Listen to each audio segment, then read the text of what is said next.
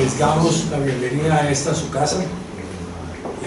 Asistimos a la posesión como miembro del número de la Academia Colombiana de Jurisprudencia del doctor Ernesto Gabriel Franco. Señor tesorero, señor secretario, por favor tenga la amabilidad de leer el orden del día. Señor presidente, el orden del día es el siguiente: verificación del quórum, himno nacional de la República de Colombia, lectura del acta número 08 correspondiente a la sección solemne del 8 de agosto de 2018, cuarto de presentación del doctor Ernesto Gabriel Franco por el tema de regulación de la economía colaborativa, quinto respecta al recipientario a cargo del primer vicepresidente doctor Augusto Trujillo Muñoz, sexto palabras del señor presidente de la Academia doctor Fernando Sarmiento Cifuentes, séptimo toma de juramento de entrega de forma de imposición de insignias al doctor Ernesto Gabriel Franco, octavo vino, ese es el orden del día. Muchas gracias. Pregunto a los académicos si aprueban el orden del día. Cuarto, disertación del doctor Fernando Gabriel Franco sobre el tema de regulación económica colaborativa. Señor doctor Fernando Sarmiento, presidente de la Academia. Señor doctor Augusto Trujillo Muñoz, primer vicepresidente. Señor doctor Juan Rafael Prado Arteaga, segundo vicepresidente. Señor doctor Gilberto Álvarez Ramírez, tesorero. Señor doctor Jaime Cerón Coral, secretario de la Academia. Doctora Consuelo Acuña Taslaviña, bibliotecaria. Doctora Liliana Estupiñano Churi, directora de la revista. Señor doctor Marco Gerardo Monroy Cabra, académico honorario de la Academia. Señores académicos de número y académicos correspondientes. Invitados especiales: Pilar, Paula, Enrique, Rafael, María, Elisa, Inés y Emilio, Guillermo, Elena y Camilo, Beatriz y Álvaro José, Margarita, Julio, Carlos Enrique, Tita, amigas y amigos. Mis más efusivos agradecimientos a la mesa, a la Academia, al doctor Augusto Trujillo por su nominación y por gentilmente haber aceptado responder estas palabras, a mi señora Pilar por su apoyo incondicional, a mi familia, a la firma a la que pertenezco, Poza Herrera Ruiz y a sus socios, a todos los funcionarios de la Academia, a Adriana, María Isabel, Carlos, Ana Escudero, y a todos ustedes por su amable presencia. El título y el diablillo de la imprenta. Quiero presentar excusas a los señores académicos, porque la invitación que les envié tenía un gazapo. Probablemente no se dieron cuenta, pero aquí va el título de la presentación: regulación de la economía colaborativa. En la invitación el gazapo decía reglamentación, por lo cual me disculpo, vamos a hablar de eso. El diablillo de la imprenta se metió sin saber a qué horas. Creo que los jóvenes que están acá no entienden lo del diablillo de la imprenta, pero eso todavía es un término que se usa en nuestra generación. Hablando hace unos días con el doctor Augusto Trujillo sobre el oficio de escribir, coincidimos ambos en las dificultades que presenta, las cuales se me hicieron patentes cuando emprendí la tarea de preparar este escrito. Afortunadamente encontré consuelo en una anécdota de James Joyce que encontré recientemente. Un amigo fue a visitarlo. Encontró al escritor inclinado sobre su escritorio en posturas de total impotencia. ¿Qué te pasa, James?, preguntó aquel. ¿Es por el trabajo? Joyce hizo un gesto de asentimiento sin alzar la cabeza para mirarlo. Era el trabajo, el arduo oficio de escritor. Podía haber otro motivo. El visitante insistió. ¿Cuántas palabras has escrito hoy? Exasperado, Joyce, aún de bruces en el escritorio, exclamó: 7. ¿7? James, eso está muy bien, al menos para ti, trató de confortarlo su amigo. Sí, replicó el novelista levantando afligido su cabeza. Supongo que sí, pero es que no sé en qué orden ponerlas.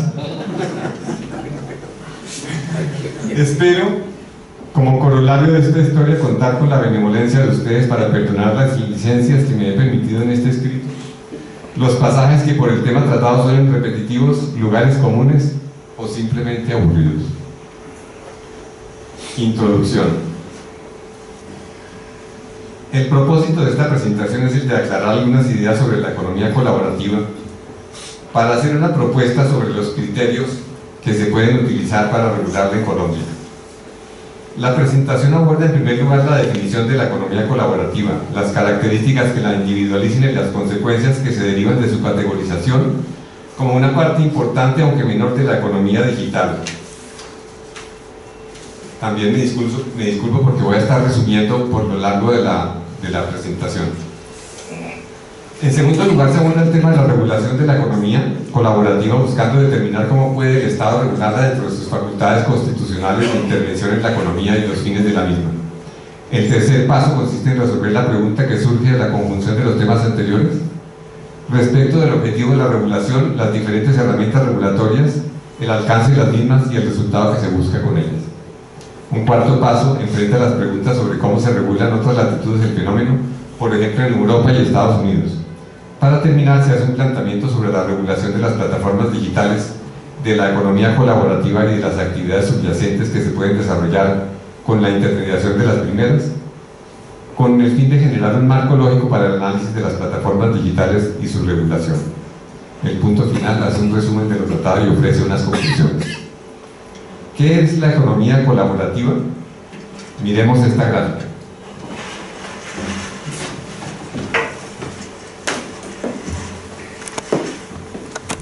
Aquí ven las tres partes que forman la economía colaborativa: una plataforma, un propietario y un consumidor de lo que posiblemente ofrece este propietario. Ese propietario hace una oferta a este consumidor a través de la plataforma digital. El consumidor está teniendo acceso al mercado que le genera esta plataforma de esos bienes o servicios que proporciona este proveedor, y este proveedor está accediendo a ese mercado que también le proporciona esta plataforma a través del mecanismo que ella provee. ¿Qué es lo que está ocurriendo entre este proveedor y este consumidor? Se está compartiendo un activo. Puede ser un activo digital, puede ser un activo físico, pero la idea es que se comparta ese activo.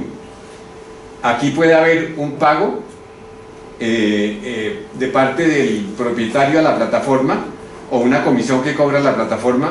Aquí puede haber un pago de un arriendo, un alquiler o un pago de un servicio, y el honorario que se paga por el consumidor va a cabeza del propietario. Ese es más o menos el esquema de la economía colaborativa.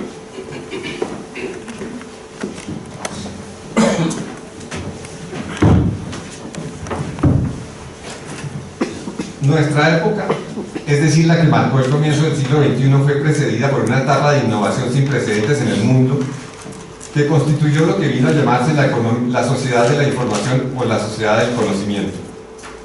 Actualmente, desde hace pocos años, estamos hablando de la cuarta revolución industrial, expresión utilizada recientemente por Klaus Schwab en la reunión del Foro Económico Mundial de Davos en 2016, cuando se develó su libro que sentó las bases de lo que está ocurriendo en esta revolución industrial, marcada por el diseño computarizado, la impresión tridimensional, la inteligencia artificial, el Internet de las cosas, la fusión de las tecnologías, todos elementos que difuminan las fronteras entre lo físico, lo digital y lo biológico. Vemos en esta cuarta revolución industrial un cambio tecnológico, creando una disrupción en todas las industrias. La economía digital está constituida por todos los factores que dentro de las tecnologías de la información operan en forma digital, es decir, mediante las técnicas de la informática, a través de equipos electrónicos y usando el Internet y sus medios de distribución y la transmisión de señales de televisión y radio. Parte de la economía digital son los móviles, y entre ellos los smartphones, sin los cuales probablemente esa economía no podría funcionar.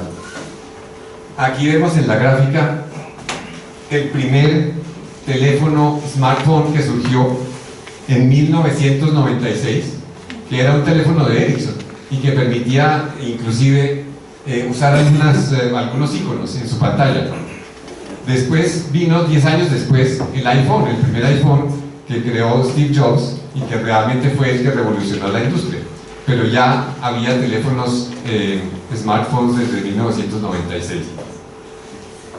Y al tiempo con los smartphones surgieron los iconos. Las aplicaciones de uso diario con sus iconos, las famosas apps. Recuerdo que alguna vez encontré un libro que me llamó la atención que se llamaba La aplicación que va a ser el hito del mercado, The Killer Apps. Lo compré y empecé a leerlo y tuve una frustración enorme porque no entendí ni el primer párrafo del libro. Ahora ya entiendo de qué se trataba el libro. Se trataba de las aplicaciones que estaban ya en boga en los años 90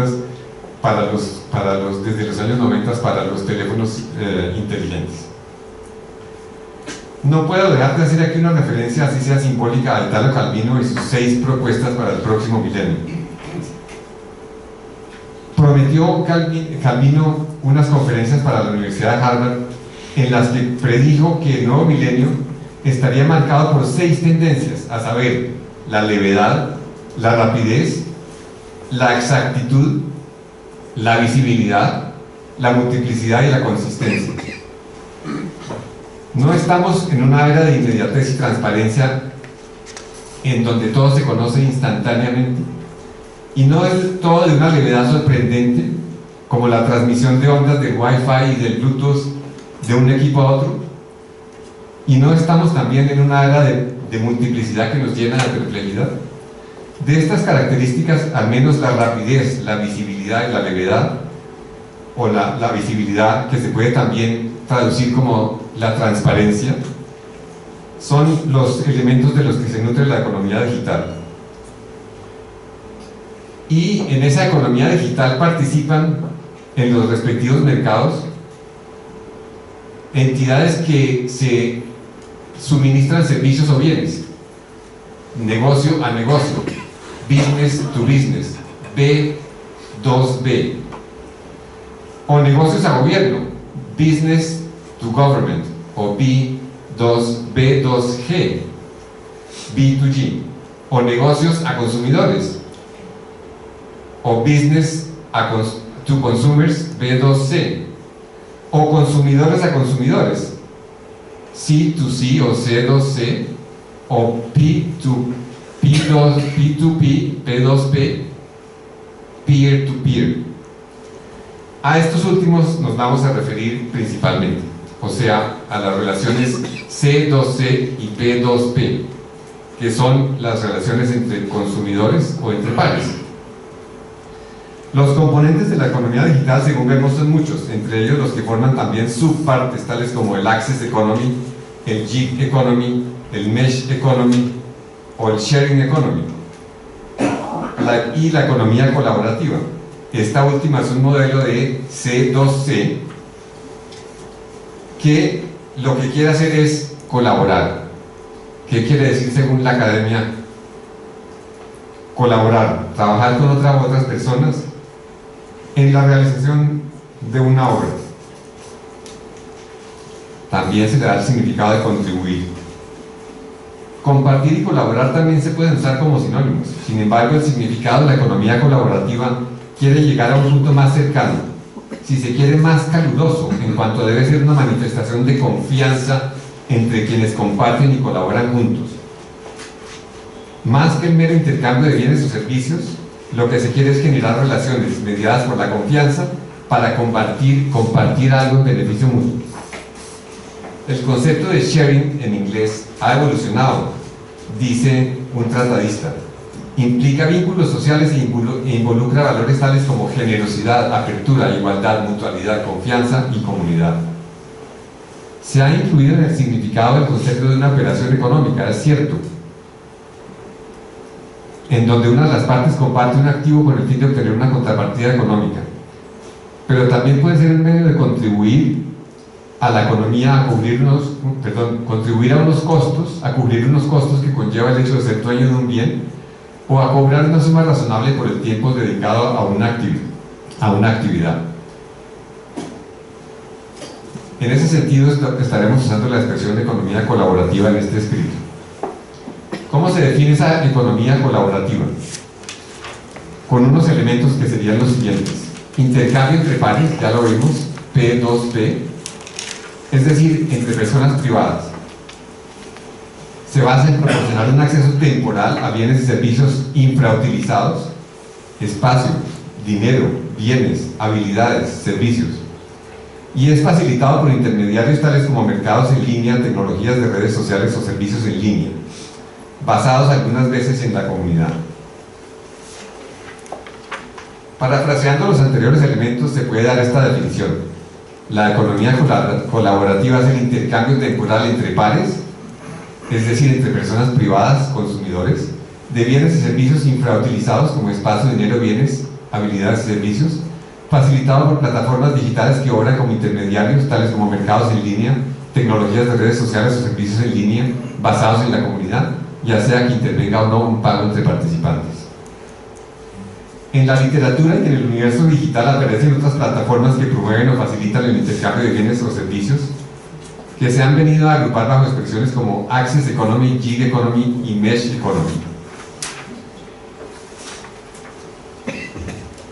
De estas categorías, la más amplia es el Access Economy, que comprende todo el universo de acceso a bienes y servicios a través de plataformas digitales.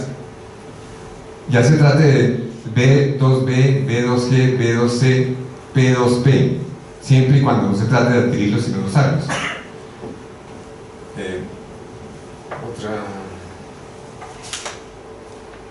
Aquí la tenemos. Aquí tenemos a la izquierda el Access Economy, en el medio el Sharing Economy y al lado derecho la Gig Economy.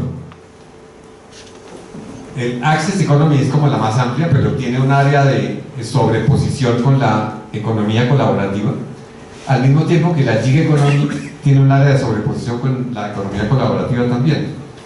El Access Economy entonces es la más amplia, que es todo el universo de acceso a bienes y servicios a través de plataformas digitales.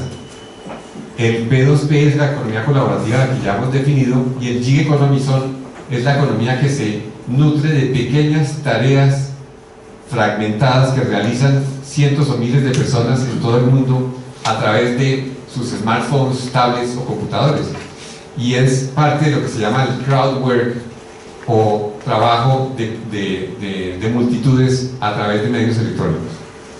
Así es como se está dando el trabajo actualmente en muchas ocasiones.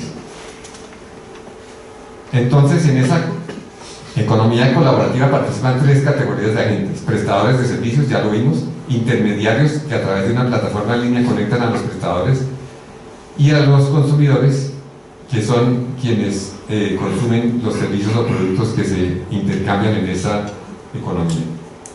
En cuanto a los proveedores, se ha iniciado una discusión sobre los límites para participar como proveedor en esa economía colaborativa, que pueden incidir en su categorización como profesionales o comerciantes. Por otra parte, se discute si quienes comercializan bienes o prestan servicios están sujetos a requisitos de acceso en el mismo nivel que quienes participan en el desarrollo de actividades equivalentes a la economía tradicional no mediadas por una plataforma. Entiéndase por requisitos de acceso las licencias o habilitaciones para prestar un servicio, o para ejercer una profesión, o para realizar una actividad económica. Los consumidores son la segunda categoría de participantes, y primordialmente sus preocupaciones son relacionadas con sus derechos como consumidores: garantías, derechos de reversión y retracto, acceso a productos y servicios que cumplan con ciertos mínimos de calidad y seguridad. Y las plataformas digitales también son objeto de estudio teórico y regulatorio por su importancia en la definición de la existencia de la misma categoría que llamamos economía colaborativa.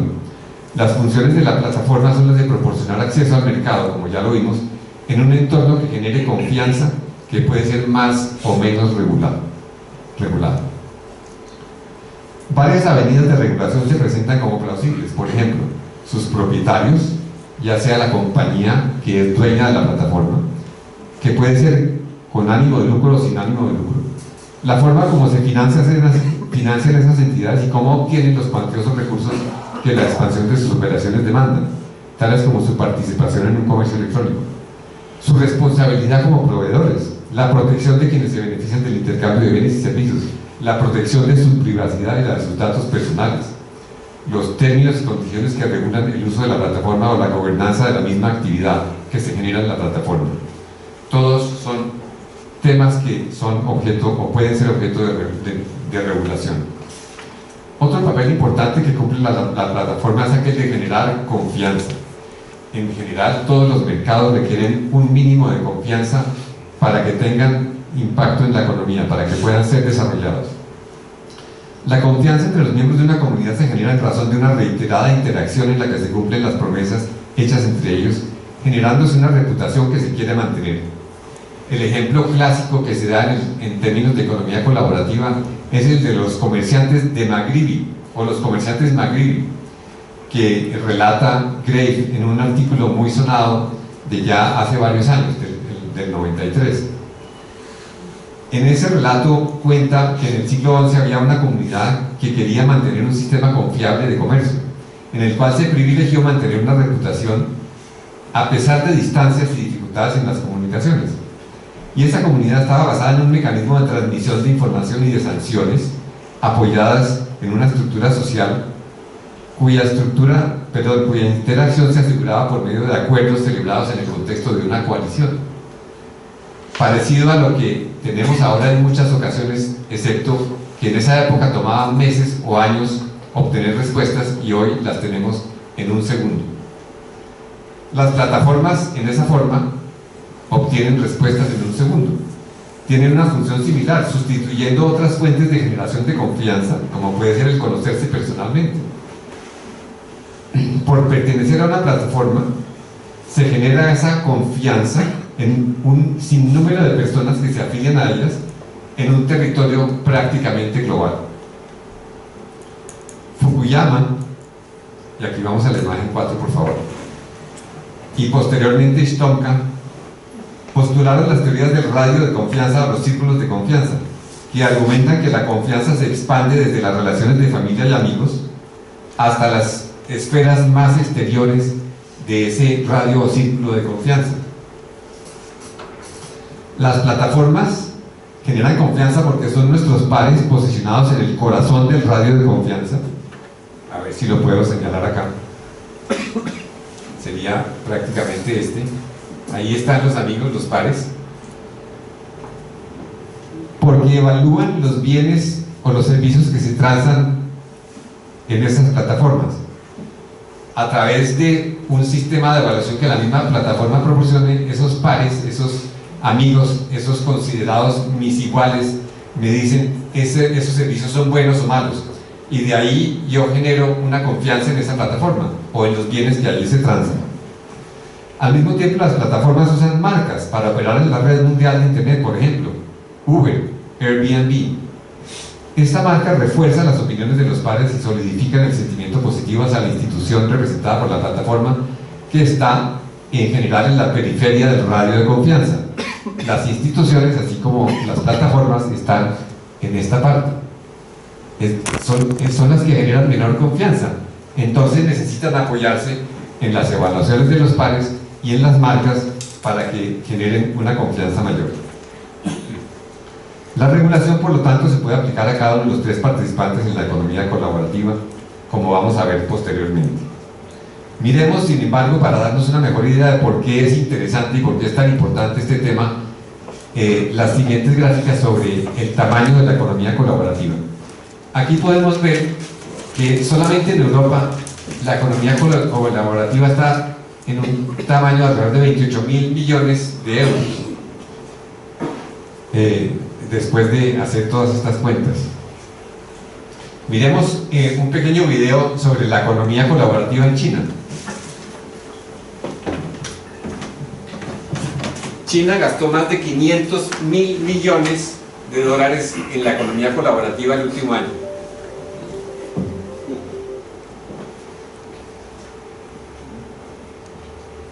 ¿Se paró?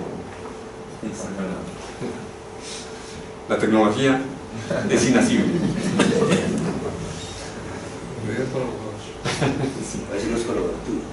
Pero Carlos, pasemos a la otra gráfica que nos da una información similar y podemos saltarnos el video que generalmente no funciona cuando uno lo va a presentar.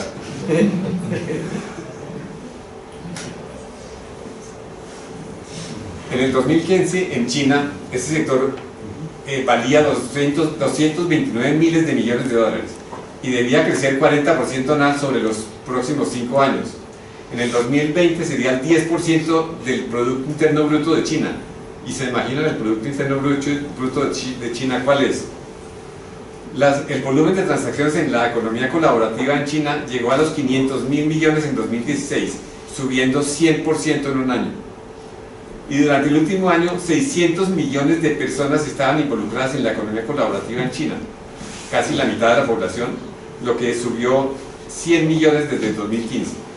Entre tanto, esas plataformas han creado 5 millones o más de trabajos, un aumento de 850.000. Sigamos. Estos son ejemplos de plataformas, algunos de la economía colaborativa, pero esto más muestra la economía digital en total. La economía colaborativa, el crowdsourcing, o sea, fuentes de trabajo para multitudes, crowd employment, cómo emplear mucha gente al tiempo a través de los instrumentos que nos dan estas aplicaciones. El gig economy, que son pequeñas tareas realizadas por muchas personas en un tiempo récord. Peer-to-peer economy platform, la plataforma, el consumo colaborativo. Bueno, aquí está el tema de la nube. Aquí tenemos PeerSync, que es una aplicación. On-demand workers, que proporciona trabajo instantáneo al que lo necesite en casi cualquier actividad. Mesh, que reúne trabajos de varias profesiones, de varias actividades en una sola aplicación cuando todos son relacionados. Y bueno, muchos otros que están ahí mencionados. Aquí está Airbnb, que tiene un logo distinto a Uber. Lyft, que es otro suministro de transporte de pasajeros. eBay, que es de subastas de productos. En fin, hay muchas plataformas aquí que están funcionando en el mercado. Etsy, que la vamos a mencionar ahora, y que cumplen diversas funciones en toda esa economía digital. Esa es la importancia de esta economía. En Colombia no hay mediciones muy precisas o que nos den cifras muy exactas, pero lo que sí sabemos es que tenemos como 60 millones de celulares en un país de 45 o 50 millones de habitantes. Tenemos como 20 millones de smartphones en Colombia que permiten acceso a la economía colaborativa. Y tenemos un número enorme de transacciones en el Internet que se relacionan con esa economía. Entonces podemos ver que en Colombia también es supremamente importante y que merece una atención. ¿Cómo interviene entonces el Estado en una economía como esta? Nuestra Constitución define el Estado colombiano como un Estado social de derecho, lo cual tiene implicaciones en cuanto al nivel de intervención del Estado en la economía, precisamente para que sus objetivos de Estado social se cumplan, imprimiendo una dirección al Estado, dándole una intención social. El artículo 333 de la Constitución dice que la actividad económica y la iniciativa privada son libres, pero que esa libertad está circunscrita a los límites del bien común, y será para garantizar que la libertad de empresas se ejerza dentro de esos límites que el Estado debe asumir la dirección de la economía. Así lo dice el artículo 334 de la Constitución. Es una libertad económica que tiene limitaciones, lo que ha ratificado la Corte Constitucional en varias oportunidades. Dijo la Corte, la ley delimitará el alcance de la libertad económica cuando así lo exija, entre otros factores el interés social. Y dijo la Corte, la libre competencia no puede erigirse ni en derecho absoluto ni en barrera infranqueable para la actividad de intervención del Estado.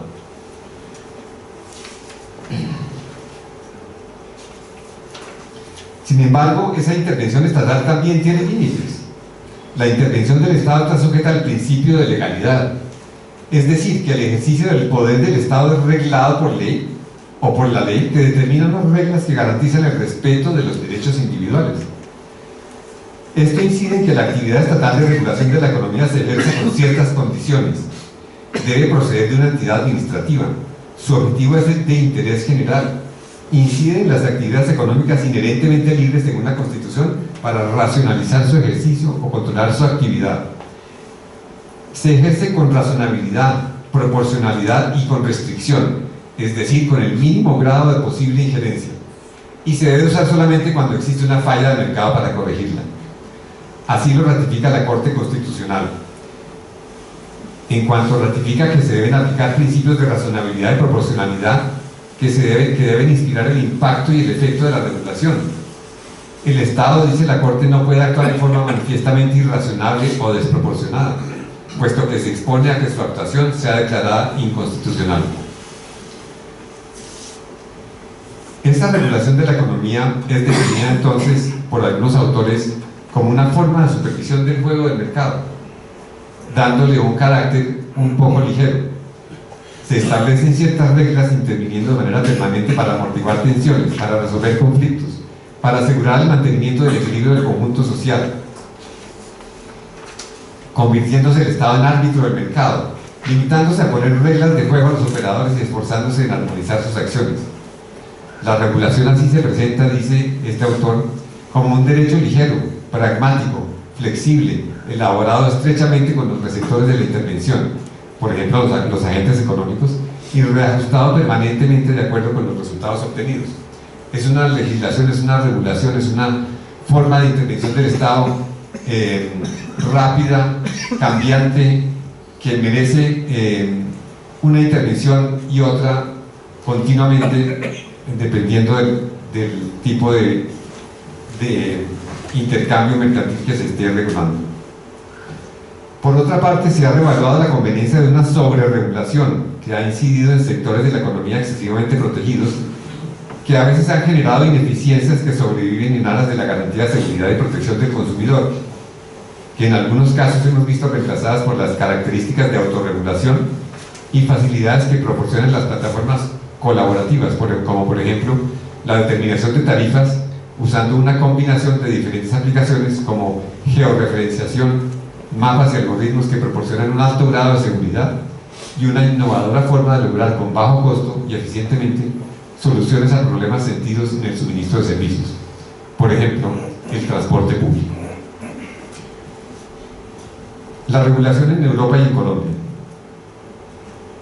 El panorama regulatorio actual plantea interrogantes sobre cómo se debe ejercer la dirección del Estado en la economía colaborativa y cómo la regulación puede incidir en el estímulo o en el marchitamiento de la nueva oferta y demanda que han generado plataformas digitales innovadoras. Por eso es válido y a la vez urgente responder a la pregunta sobre la forma como debe tomar la regulación con el fin de evitar efectos indeseables en un creciente sector de la economía.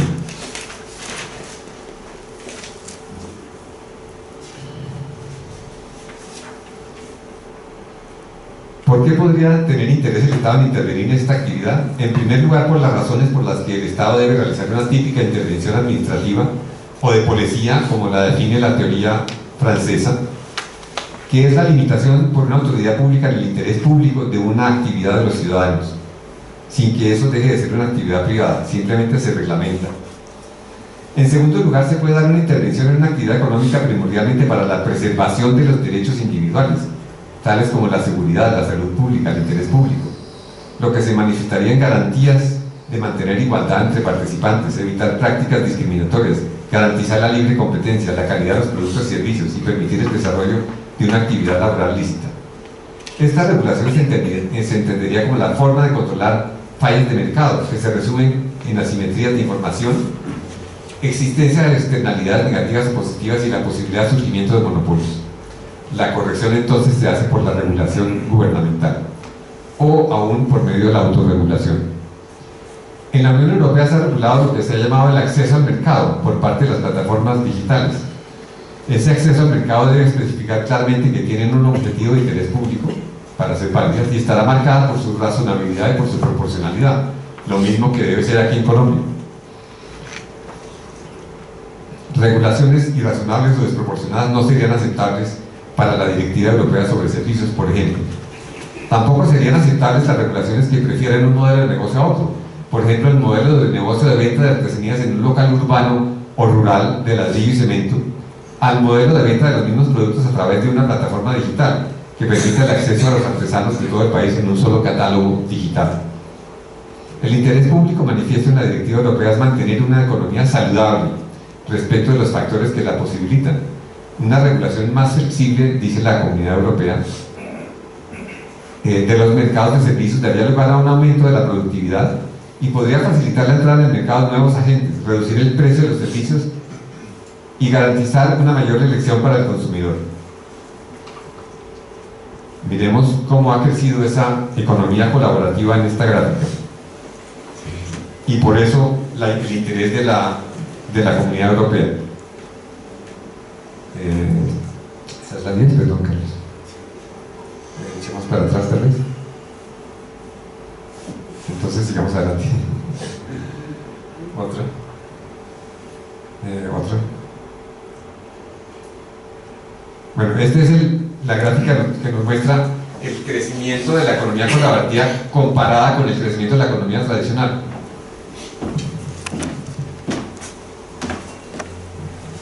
Ustedes pueden ver en la parte de más abajo los crecimientos de la economía tradicional en diferentes sectores: computadores, arrendamiento de automóviles, conocimiento, en fin, no se alcanza a leer los textos, pero hasta aquí llega la economía tradicional. Vemos crecimientos del menos 5%, 1%, 2%, 4%, 5%, y ahora empezamos a ver el crecimiento de la economía colaborativa. Música, 17%, automóviles, 23%, alojamiento de personas, 31%, transferencia en línea de... ¿qué dice ahí? De servicios personales, 37%, transporte público, 63%. Entonces, esos porcentajes son impresionantes y están diciendo algo sobre esta economía. Están diciéndonos algo y por eso el interés público en preservarlo.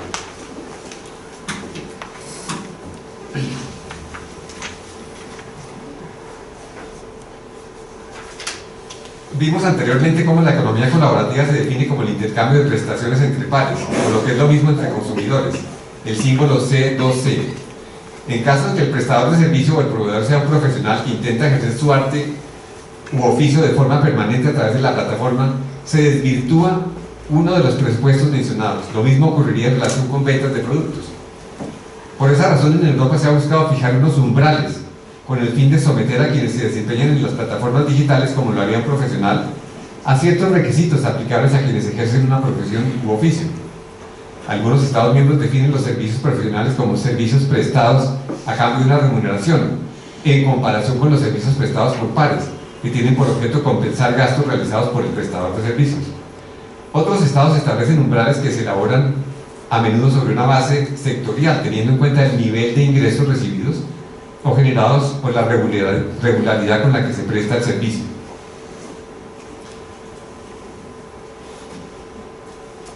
Las plataformas a que nos hemos referido deben ser en un alto grado neutrales para mantener la inmunidad frente a la intervención estatal. La ley colombiana consagra la neutralidad en la red principalmente para los prestadores de servicios de Internet, pero es extensible a quienes actúen como intermediarios en la prestación de servicios en la red, por ejemplo las plataformas digitales.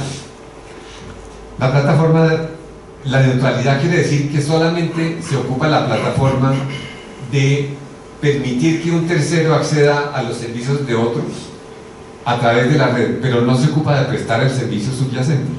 A eso se refiere la neutralidad en la red.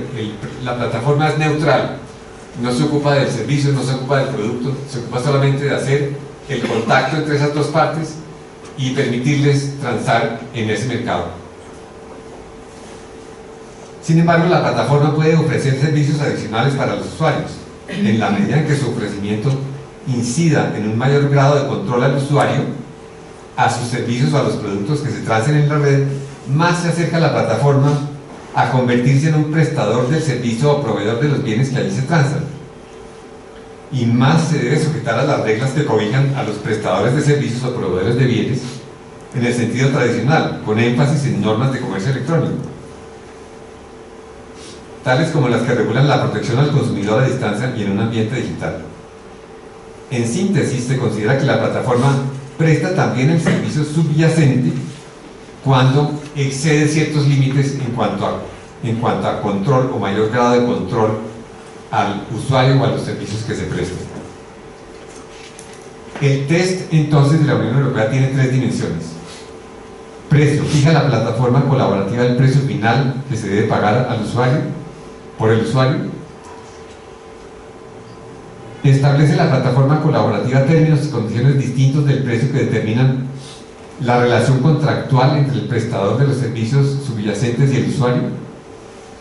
Y tercero, posee la plataforma activos clave para prestar el servicio subyacente.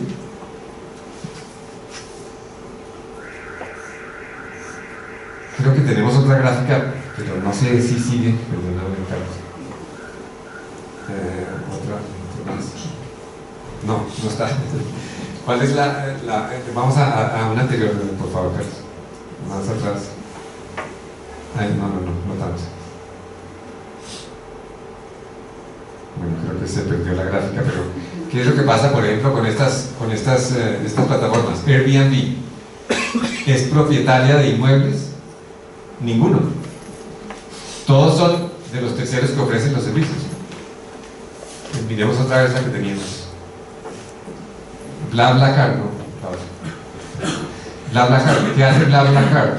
Presta servicios de transporte de distancias largas, como por ejemplo entre Berlín y Frankfurt. ¿Y tiene automóviles? No tiene ninguno. Son todos automóviles de terceros. ¿Cuál sigue?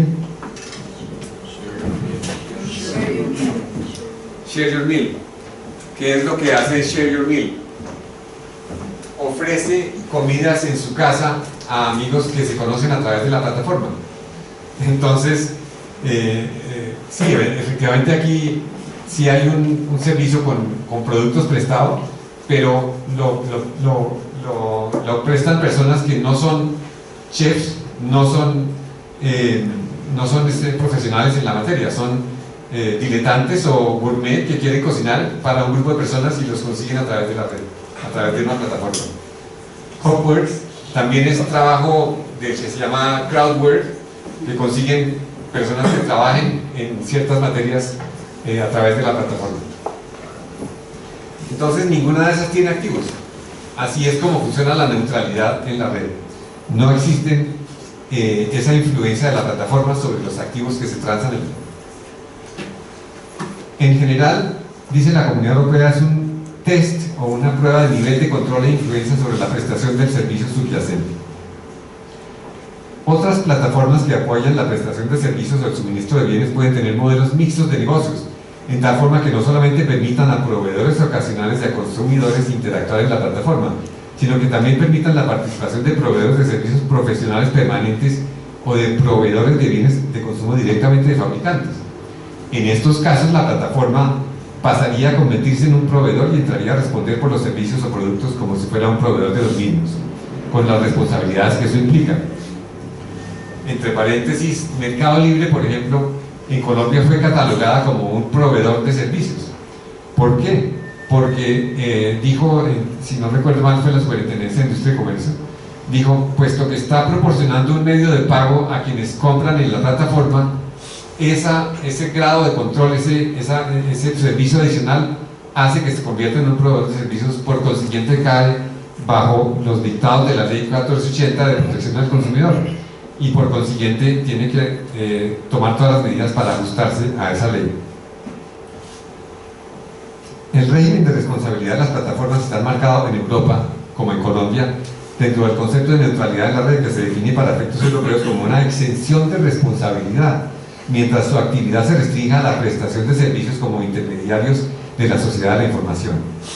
Mientras esa plataforma se limita a proporcionar, por ejemplo, alojamiento electrónico temporal, especialmente en el caso de los videos, música, fotos, sin controlar el contenido de la información, no se genera una responsabilidad, sino para quien utilice la plataforma. ¿De qué responsabilidad están hablando aquí? Posiblemente de la responsabilidad por razón de violaciones de derechos de autor. El caso de Uber. Uber tal vez es crítico por su tamaño y porque aparece en las noticias todos los días, ¿no? Uber tiene una compleja plataforma que quiere mantener en su condición de plataforma colaborativa pura. Esto lo logra a pesar de que ejerce sobre los conductores afiliados un alto grado de control, buscando mantener un equilibrio en cuanto a los ingresos de los conductores a través del control de las tarifas, de tal manera que estos reciban solamente lo que se podría considerar un reembolso de costos.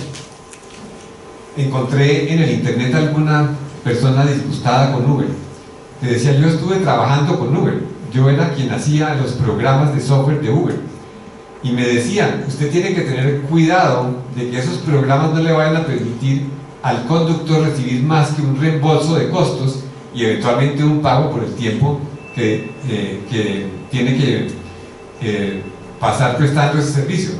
¿Por qué? Porque Uber no quería convertirse en una plataforma no colaborativa. Siempre quiere mantener esa distancia y quiere decir: lo único que yo hago es permitir esta transacción de bienes, yo fijo la tarifa, pero la fijo de tal manera que no estoy permitiendo utilidades ni ingresos adicionales que no corresponden a lo que es una plataforma de economía colaborativa. Uber, por ejemplo, ofrece servicios en Pool o en UberX o en Uber Black. En Colombia, cualquier forma de servicio de transporte remunerado se considera un servicio público, el cual está fuertemente regulado. Quienes se afiliaron a Uber como proveedores lo hicieron con vehículos privados, como era lo natural y lo que correspondía a Uber, en su condición de plataforma del mercado colaborativo, sobre la base de que los conductores no estarían prestando el servicio profesionalmente, sino en forma ocasional. La mayoría de esos vehículos privados se afiliaron bajo la categoría de UberX, otros de alta gama se afiliaron como Uber Black. Cuando el Ministerio percibió la anomalía del Ministerio de Transporte, optó por sancionar a Uber bajo la acusación de facilitar a través de la plataforma la prestación ilegal del servicio de transporte público. No entramos a examinar argumentos de una u otra parte, pero el hecho es que las condiciones de uso de la plataforma se mantuvieron. Acaba de operar, entre paréntesis, un cambio hace más o menos un año en relación con los vehículos que se aceptan por la plataforma Uber. Ya no se aceptan por la plataforma Uber vehículos de servicios especiales, se aceptan solamente vehículos privados con placa amarilla, por lo menos en Bogotá. ¿Y por qué hizo ese cambio Uber? Porque el gobierno le permitió a los vehículos de servicios especiales de placa blanca transferir a placa amarilla. No se sabe si eso tiene que ver con la plataforma Uber o no, pero el hecho es que Uber ya no permite vehículos de servicios especiales con placa blanca, sino solamente vehículos con placa amarilla. Ahora, la definición de prestación de servicios de transporte público permite la determinación de una serie de factores que caracterizan al servicio público. Se podría decir que son dos los factores críticos: la disponibilidad del acceso del vehículo y la remuneración o contraprestación por la prestación del servicio. Si el servicio se presta con un vehículo propio cuyo acceso depende de la aceptación del propietario y el conductor del mismo no recibe una remuneración o contraprestación económica, sino un reembolso de costos calculados por la misma plataforma, se trata de una prestación del servicio de transporte en un entorno de economía colaborativa.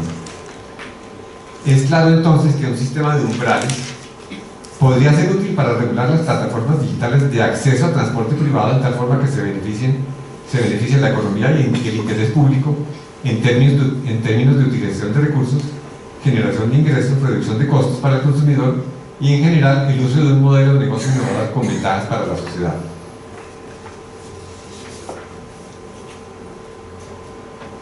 La alternativa de desregulación, por ejemplo del servicio de taxis, también se muestra como una alternativa apta para encontrar el camino del medio que tome en cuenta los intereses de grupos opuestos y que ponga fin a las batallas, aún físicas y violentas, que se están librando desde los campos de taxistas y otros proveedores intermediados por plataformas.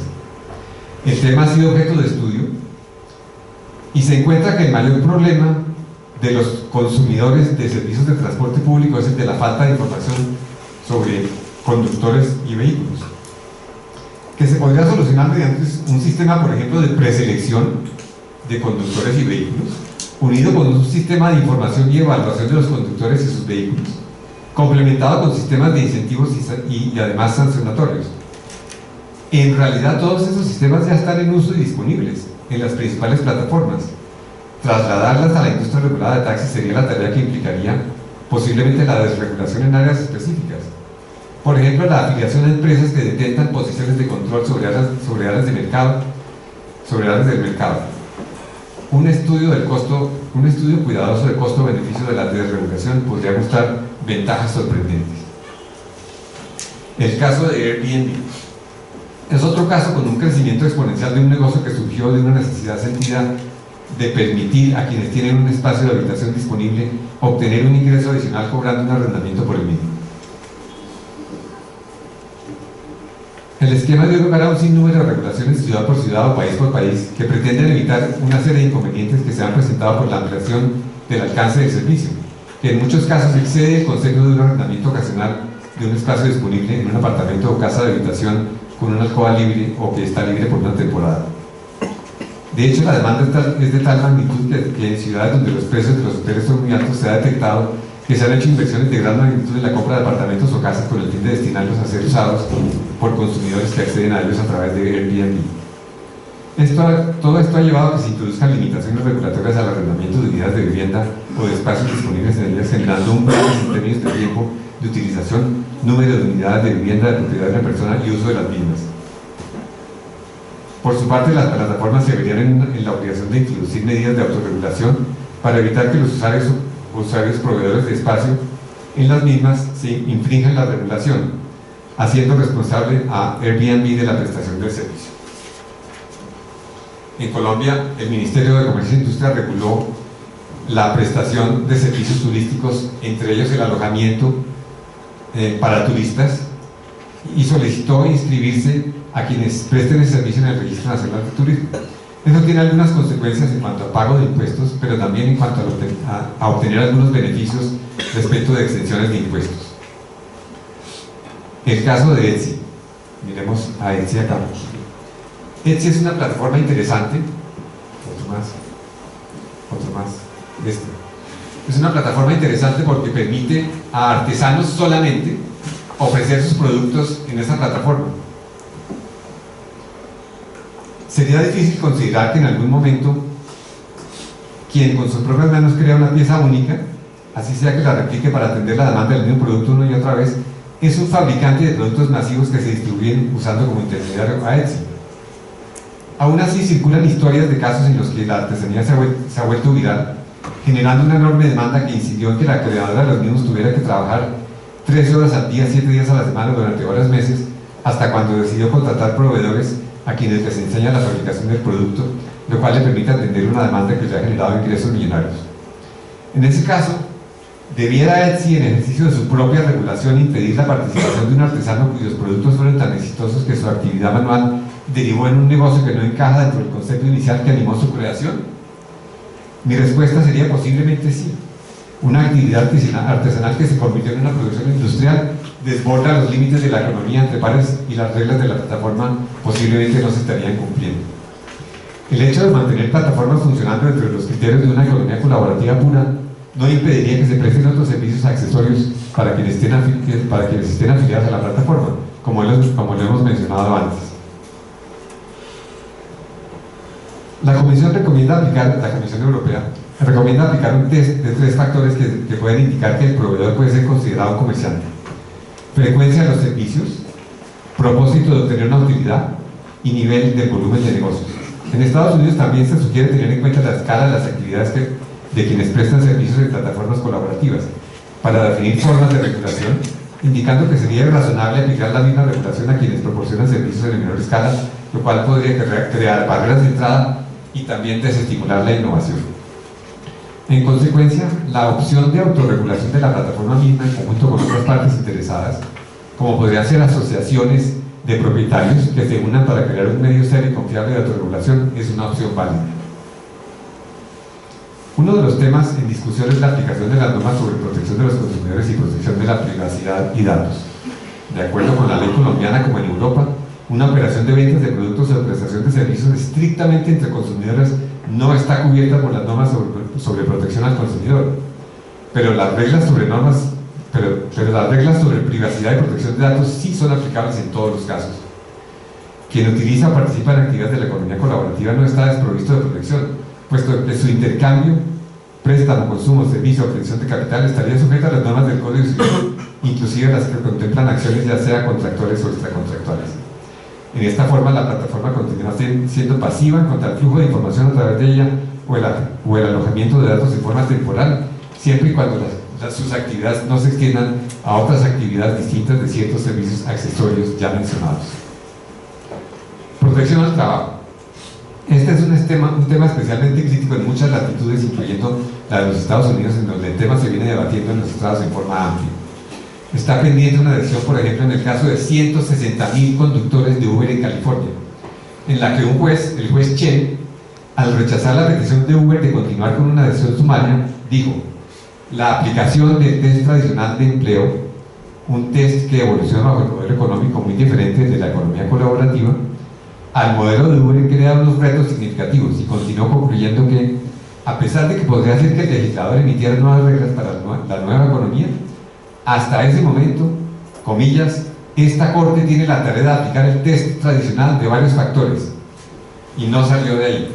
Está todavía pendiente una decisión. Algo parecido ocurriría en Colombia.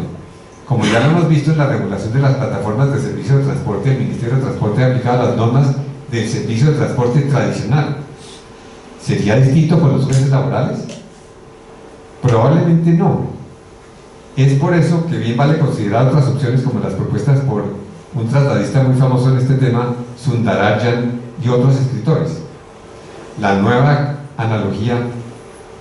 economía presenta una serie de características que nos hacen pensar en la aplicabilidad de los criterios mencionados al trabajo y cómo se desarrolla actualmente, ahora que hemos superado de alguna manera la analogía de Peter Drucker del trabajo corporativo como el de una orquesta en la cual el presidente de la empresa lo que hace es dirigir, mientras algunos expertos virtuosos en cada instrumento le dan vida a la pieza musical con una disciplina solo imitada, por favor las imágenes, por bandadas de pájaros o por bancos de peces.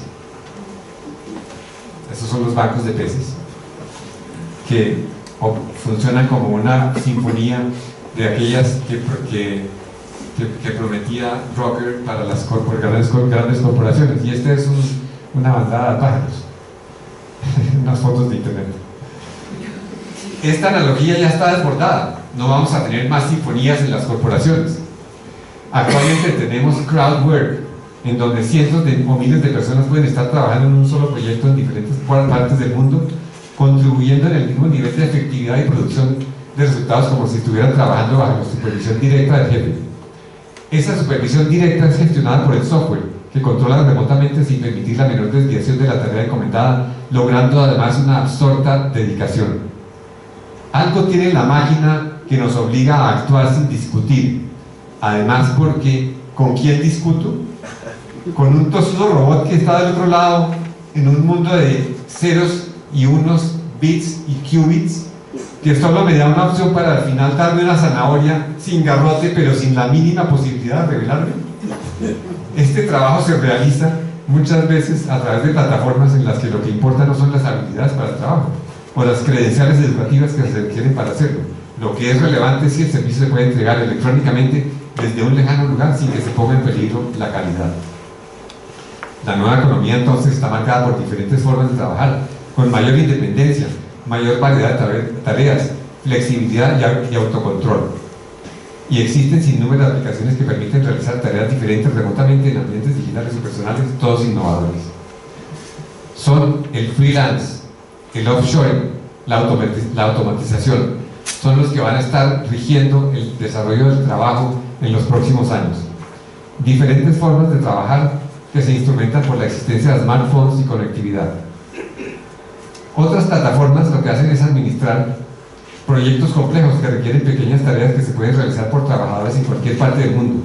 Esto lo hacen, por ejemplo, Amazon con Mechanical Turk, que conectan millones de trabajadores en todo el mundo a clientes que requieren tareas que pagan a razón de unos pocos centavos o dólares por tiempo.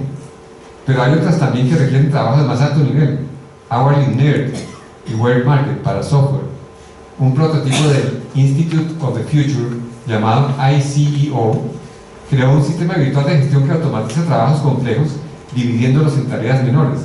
Una de esas tareas se realizó con tareas hechas por 23 personas en todo el mundo que crearon 60 imágenes y gráficas formateadas y listas. El mismo ICEO contrató otra plataforma llamada Odesk, o sea, el mismo programa contrató directamente por inteligencia artificial otra plataforma que se llama Odesk para realizar unas tareas de menor intensidad. Este panorama nos está llevando a repensar el trabajo, teniendo en cuenta que la legislación sobre el mismo se creó para la era industrial del siglo XX, en una sociedad del conocimiento en donde estamos viendo que se acerca a pasos rápidos y leves la inteligencia artificial. Es necesario repensar cómo organizar la reglamentación del trabajo. No solamente existe un nuevo modelo de negocio, sino muchos nuevos modelos. Además, se impone tener en cuenta factores como los que acabamos de examinar. Los millennials no están interesados en trabajar bajo subordinación, según las reglas de comando y control. Prefieren la libertad, la flexibilidad, un ambiente de trabajo distribuido y jugar sus propios juegos. El trabajo se puede realizar desde un smartphone en cualquier parte del mundo, no importa si es altamente sofisticado o no. El trabajo se puede fragmentar en miles de microtareas que una vez realizadas se compilan por un robot que además aprende de ellas.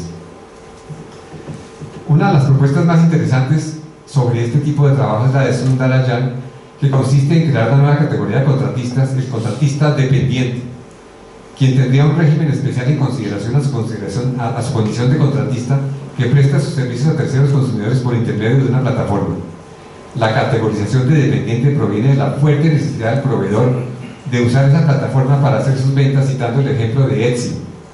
En esa forma, el nuevo contratista dependiente gozaría de un régimen especial, según el cual no sería un empleado, eliminando ese riesgo de los riesgos que corre una plataforma, zanjando así la dificultad que se puede presentar, por ejemplo, en los Estados Unidos, de categorizar a quienes trabajan por su cuenta en la nueva economía, teniendo en cuenta muchos diferentes conjuntos de reglas que se podrían aplicar y generar discusiones interminables.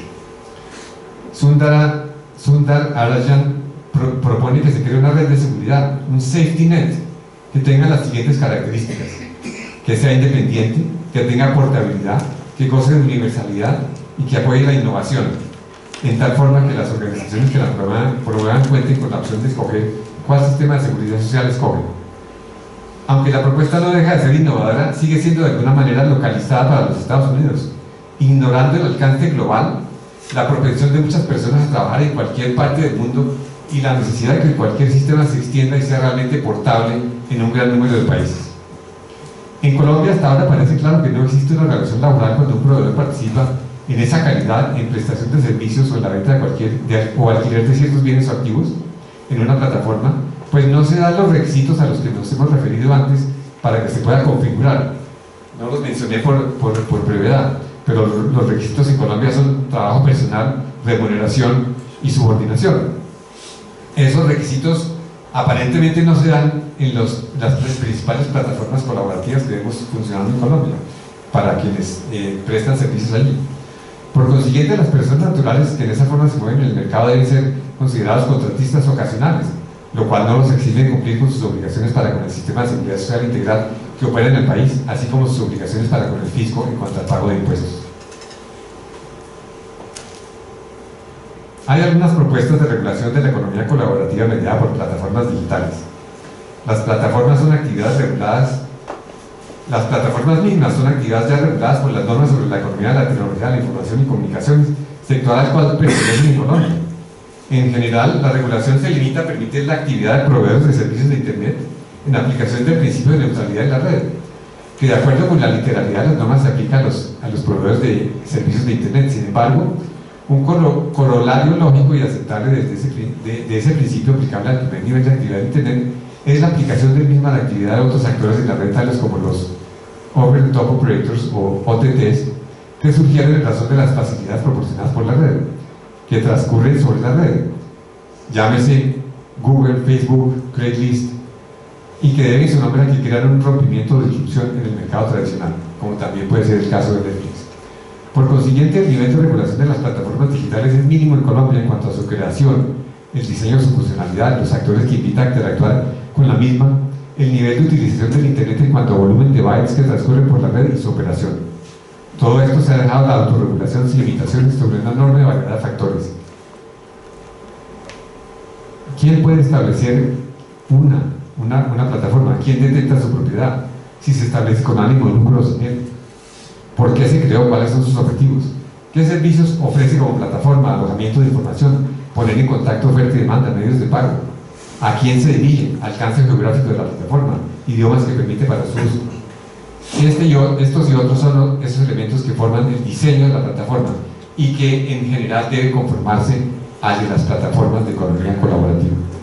Cuando la red opera y materializa su funcionamiento, se encuentra con el mercado, en el cual forzosamente va a enfrentarse con obligaciones que debe cumplir respecto a ciertos aspectos de su funcionamiento, su operación como empresa misma y el cumplimiento de obligaciones como tal, pago de impuestos, por ejemplo, el empleo de personas para desarrollar el software que sustenta la plataforma y otros empleados desde la cabeza de la organización hasta su base, las normas sobre protección al consumidor respecto de información que debe contener la plataforma, las normas sobre protección de datos que debe observar la plataforma en relación con la información que solicita y recibe, su utilización, tratamiento, transmisión o transferencia. Dependiendo entonces de su pertenencia a la economía colaborativa o no, la plataforma debería cumplir la regulación aplicable a los servicios o productos que ofrece o que intermedia, cuando ya deja de participar de la economía colaborativa. Hemos visto que la regulación de las plataformas en la economía colaborativa debe ser mínima mientras participe en ella y no desborde sus presupuestos. El argumento en favor de una regulación minimalista se fundamenta en la necesidad de mantener vivo el espíritu innovador, el cual esencialmente está por encima de la regulación, no por rebeldía, sino principalmente porque el innovador se anticipa a las leyes y requiere un replanteamiento de la regulación aplicable a estructuras anteriores. Pasa algo parecido con el arte y los artistas. Muchas veces se han anticipado tanto a su época que su arte es incomprensible para sus contemporáneos y suscita el rechazo. Tiempo después, las mismas obras se admiran, se veneran, se descubren en ellas el mensaje que inevitablemente lleva. Una plataforma dentro de esa concepción debe cumplir por lo menos 3 requisitos: la actividad de mera intermediación, el servicio se ofrece en forma ocasional y la regulación tradicional de la actividad subyacente no aplicaría a esa actividad colaborativa prestada por intermedio de la plataforma. El Estado puede optar por 2 formas de regulación: la autorregulación, la regulación por medio de órdenes o fijación de requisitos o estándares. La opción de autorregulación debiera preferirse, en tal forma que la misma plataforma debiera regular las condiciones en que los actores de la misma pueden participar, de modo que cumplan los presupuestos mencionados para la actividad colaborativa. Por otra parte, la regulación en otras áreas debiera ser puesta en vigencia con el objetivo de servir el interés público, recurriendo el Estado a medidas regulatorias extremas solamente como último recurso. Medidas como la fijación de umbrales, que hemos mencionado, la utilización de ciertos activos que de otra manera permanecerían sin uso, sería aceptable, así como la diferenciación entre comerciantes o profesionales, por ejemplo, mediante la determinación de niveles de actividad medidos por volumen de operaciones, el valor de las mismas o el valor de ingresos generados. Este panorama, voy a pasarme a las conclusiones por el tiempo que ya ha transcurrido,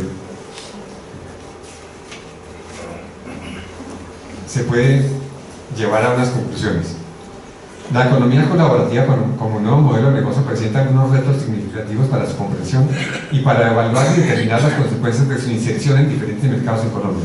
Es por eso que se propone una definición de esta nueva economía siguiendo los principios de estudios de la Comisión de la Unión Europea basada en 3 criterios: intercambio entre pares, acceso temporal a bienes y servicios y facilitación por intermediarios operados como plataforma.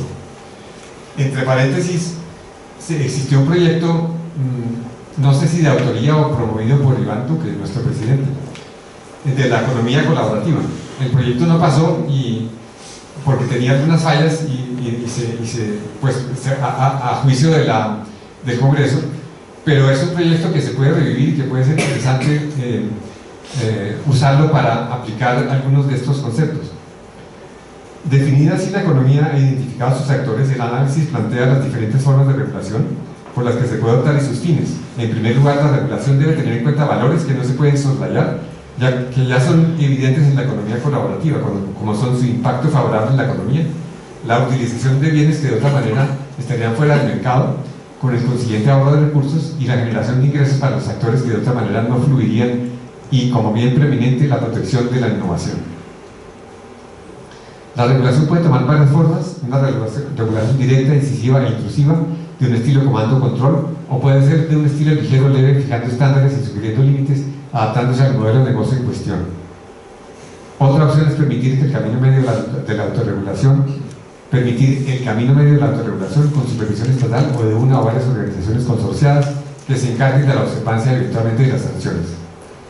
Hay ejemplos ya en este modelo de autorregulación, por ejemplo la bolsa de valores, que requiere una gran cantidad de información que se proporcione a través de la plataforma, ya sea de la ICS o de la plataforma de la Bolsa de Valores de Colombia. Y a través de la información se genera un mecanismo autorregulatorio. Se plantea entonces la dicotomía regulatoria entre plataformas, proveedores y consumidores, y se propone cómo se regularía cada una de ellas. Ya vimos esto, de modo que no lo repito. La regulación o la aplicación de la misma debe necesariamente hacer énfasis en ciertas áreas en las cuales es insoslayable el ejercicio de la función estatal, ya sea ex ante o post. Primero aclarando cuáles normas se aplican y cuáles no, y luego vigilando, controlando y sancionando. Campos como el de protección de la privacidad de los datos personales, la protección de niños y adolescentes, la prohibición de la pornografía infantil y el cumplimiento de las normas sobre derechos de autor, marcas y patentes, la dignidad del trabajo, la publicidad leal, son todas ineludibles en cualquier contexto. La autorregulación debe tener un espacio para su ejercicio de forma que la práctica conduzca a conclusiones sobre sus beneficios y desventajas, con la consiguiente corrección que se pueda obtener por medios persuasivos o reglamentarios. En gran síntesis, se plantea la conveniencia de abrir ampliamente un espacio para el funcionamiento de la economía colaborativa, fundamentado en el debido estudio de las opciones que existen al respecto, con un análisis cuidadoso en algunas ocasiones caso por caso, con el fin de mantener un aporte que puede ser significativo para la economía, junto con iniciativas gubernamentales, tales como lo son el apoyo y los incentivos a la economía naranja, la sociedad B o de beneficio de interés colectivo, el emprendimiento, la ciencia y la tecnología y la innovación, que dicho sea de paso, son iniciativas también que tomó durante su paso por el Senado el presidente Iván Duque. Muchas gracias.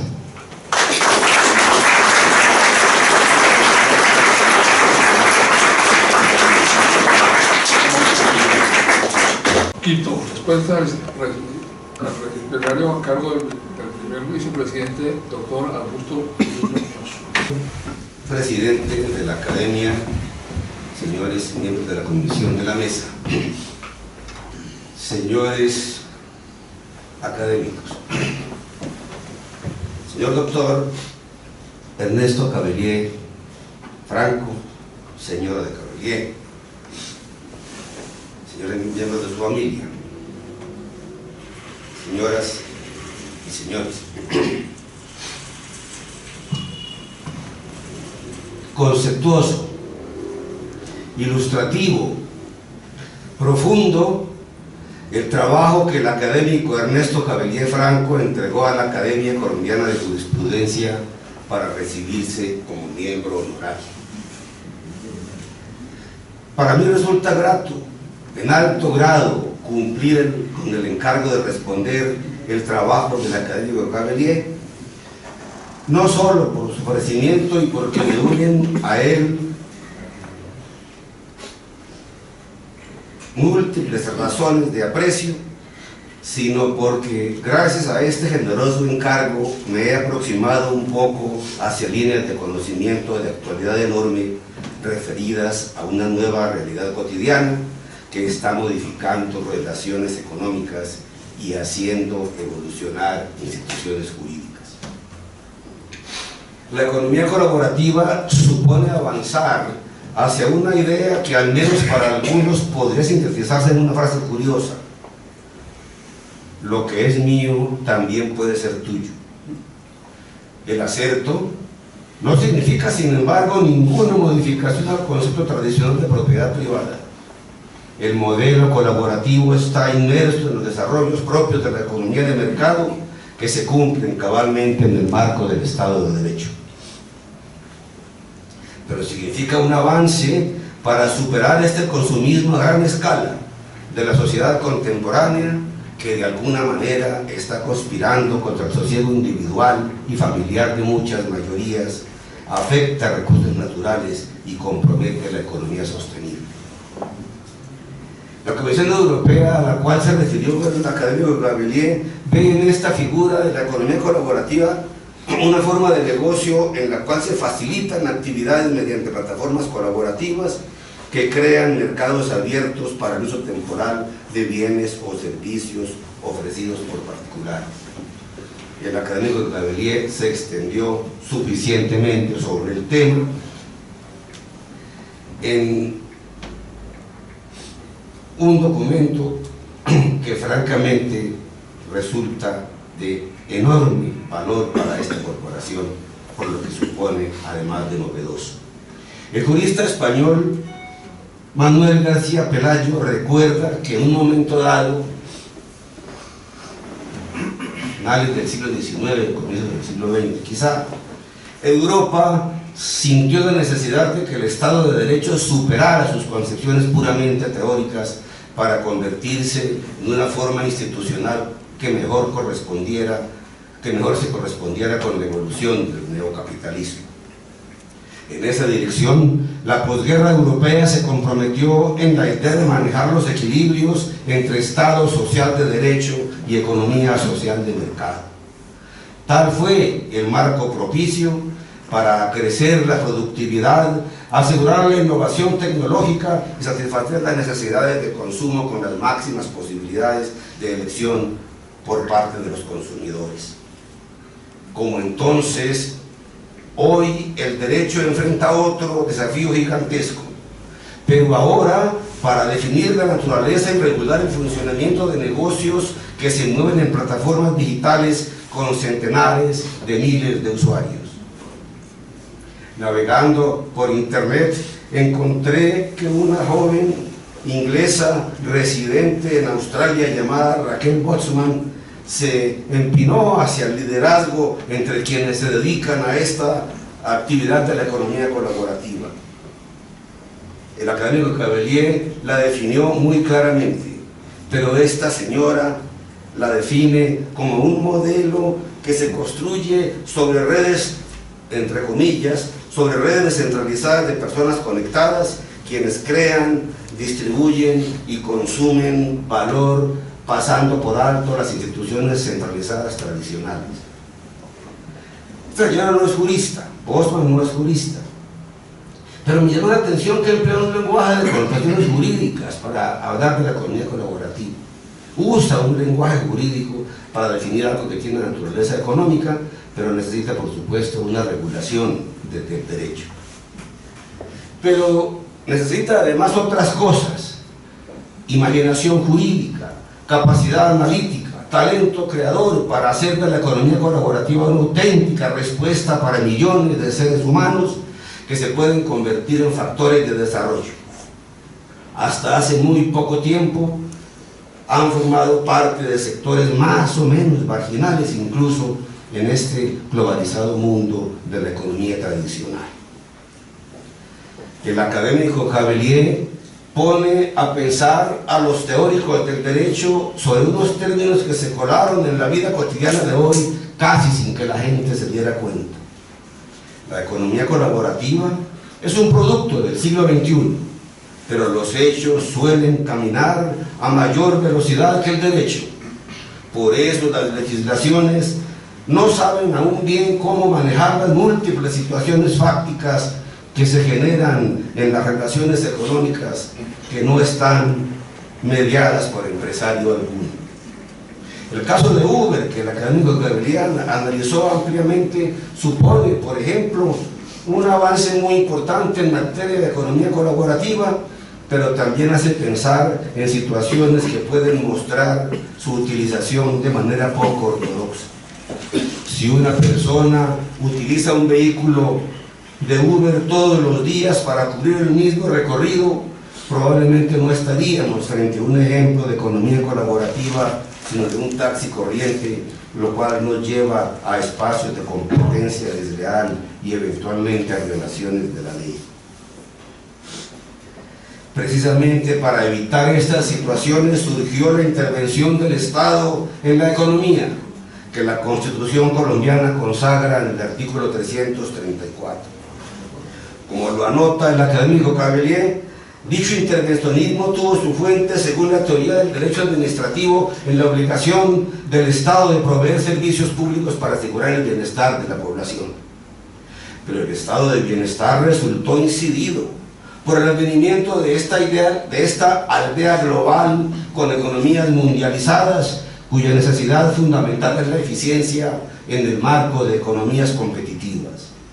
En ese proceso se desplazó la titularidad de la prestación de los servicios del Estado hacia los particulares. No está necesariamente mal, por supuesto.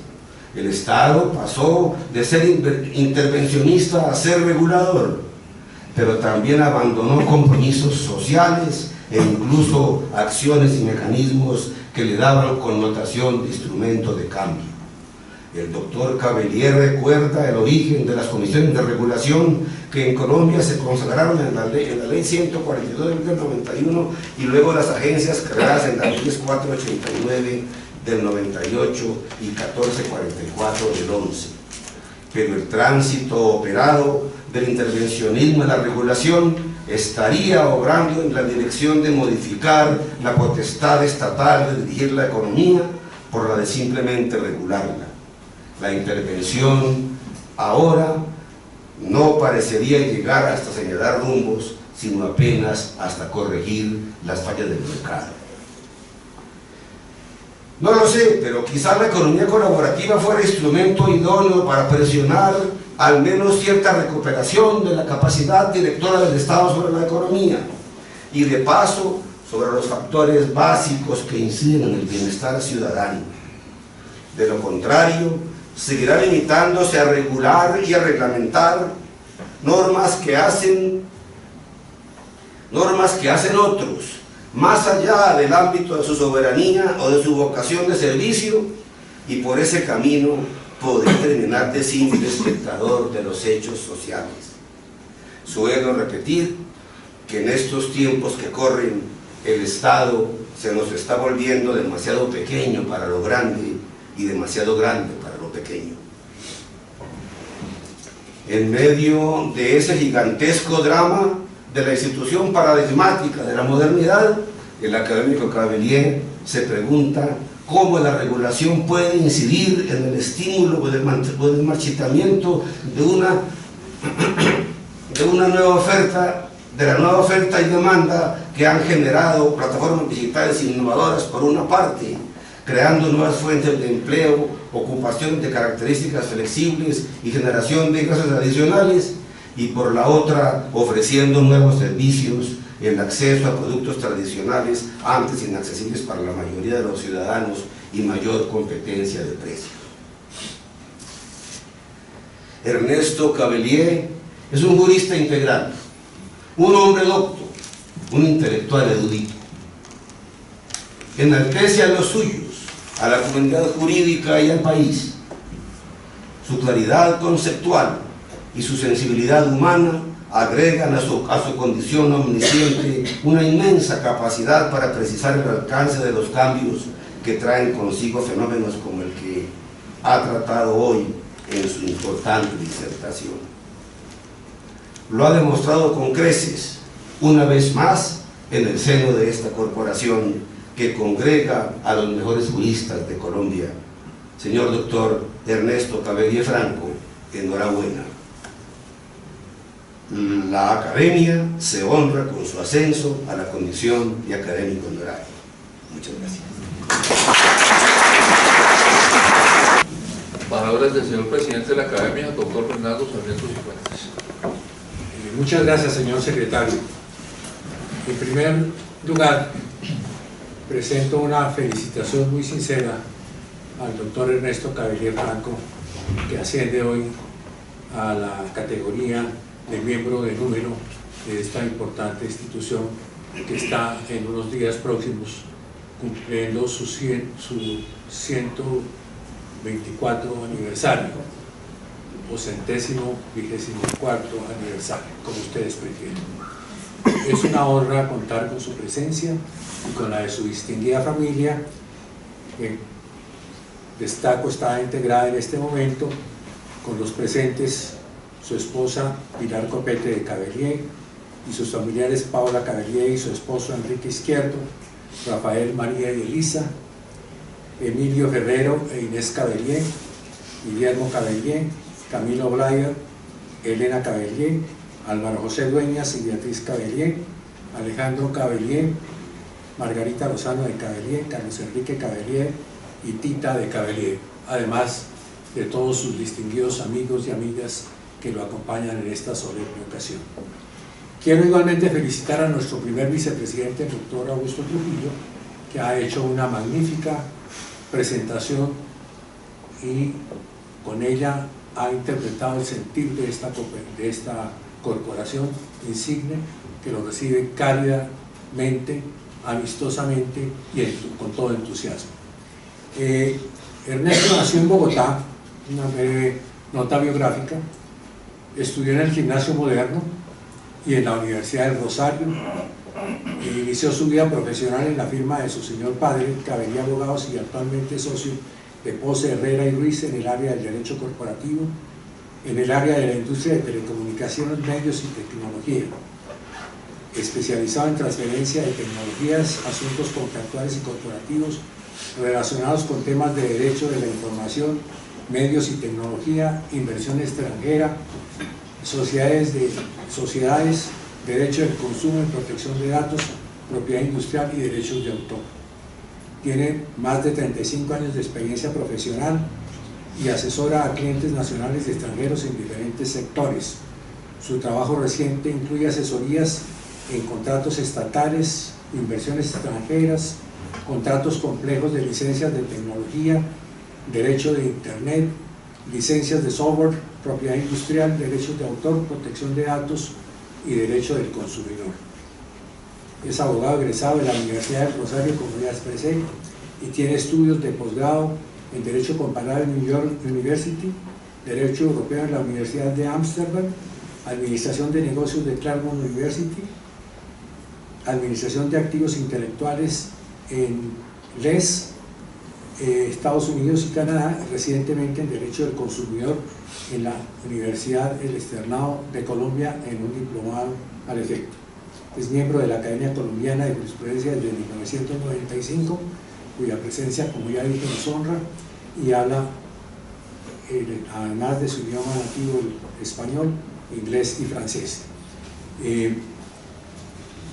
Es costumbre de la Academia que el presidente haga un resumen de la intervención del recipiendario, pero en esta ocasión considero superfluo ese requisito, dado que la extensión del trabajo del local hace que proponga, en cambio de esta exposición de la presidencia, la publicación de su trabajo de una manera especial, de modo que llegue a todos los académicos y al mundo exterior igualmente.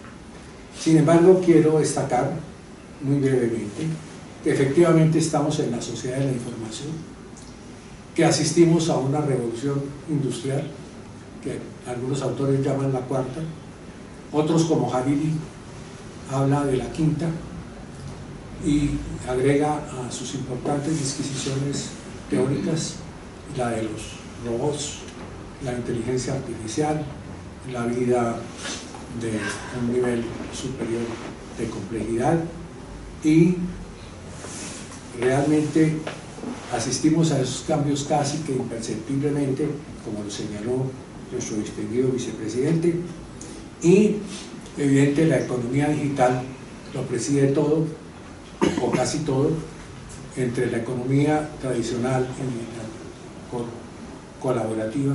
Evidentemente surgen, y es indispensable que surjan, choques de intereses, porque todo cambio trae nuevos enfrentamientos, y como también se dijo acá, el derecho va un poco a la saga de los avances tecnológicos y científicos de nuestro tiempo.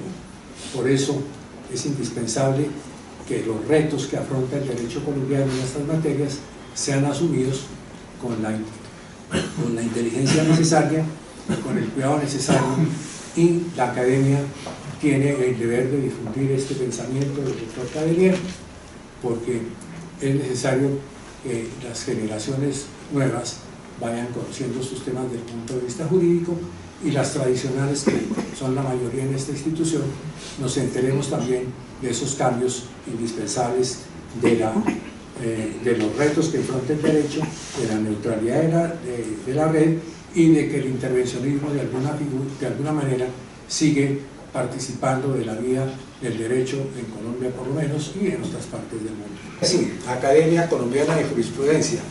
El señor doctor Ernesto Caberle Franco ha sido inscrito en esta corporación como miembro académico de número en atención a los méritos y demás circunstancias que concurren en él, y para que conste se le expide el presente diploma en Bogotá al 29 de agosto de 2018, el presidente, el vicepresidente y el secretario general.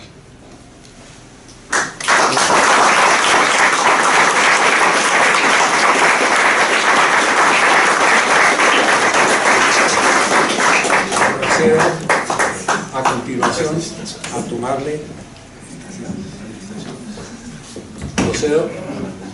procedo a continuación a tomarle el juramento correspondiente. Jura usted ante Dios y promete ante esta academia cumplir con nuestros estatutos como ha venido cumpliéndolos. Sí, lo juro. Si así fue, que Dios se lo premie y la academia se lo agradezca. Muchas gracias. Muchas gracias.